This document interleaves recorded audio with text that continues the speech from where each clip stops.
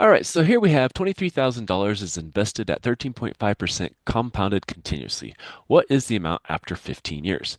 All right, so if we remember A equals PERT, so we want A is equal to what? 23,000, and then it's E to the R, which is 0.135 times 15 years. And so we plug that into our calculator and we get clear all that out. So we have the 23,000, then E to the 0.135 times 15. And so that gives us 174,250.55. All right, so that was 174,250.55. So that is going to be our future value after 15 years, compounding it at 13.5% continuously, starting with $23,000. What about here? If we have an investment company paying 8% compounded quarterly, how much should you deposit now to have $6,000? 3 years from now and 6 years from now. All right. So let's do them just kind of side by side here. So this one, we're going to have t is equal to 3. Here, we're going to have t equals 6. And in both cases, A is going to be $6,000. Okay. All right. So this one, we're going to say, okay, well, we're going to use the formula in this case. A is equal to P times 1 plus, and then it all depends on which notation you use.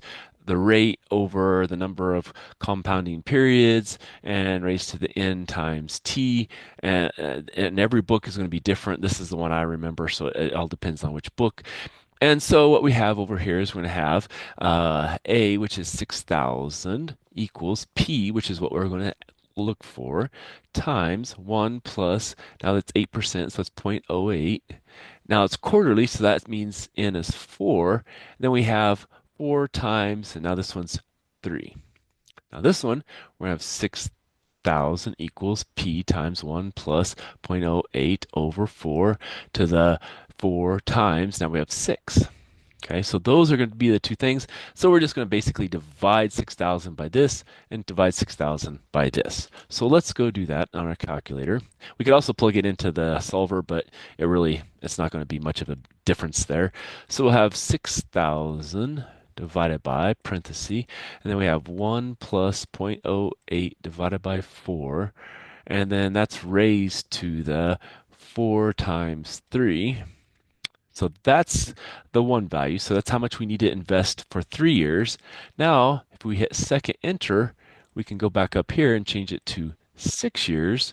And hence, this is another reason why I did it, because it's easy to change that. We only have to invest 3730.33. Okay, so those are the two values to invest depending on if it's 3 years or 6 years. So P was equal to 4730.96, and here P was equal to 3730.33.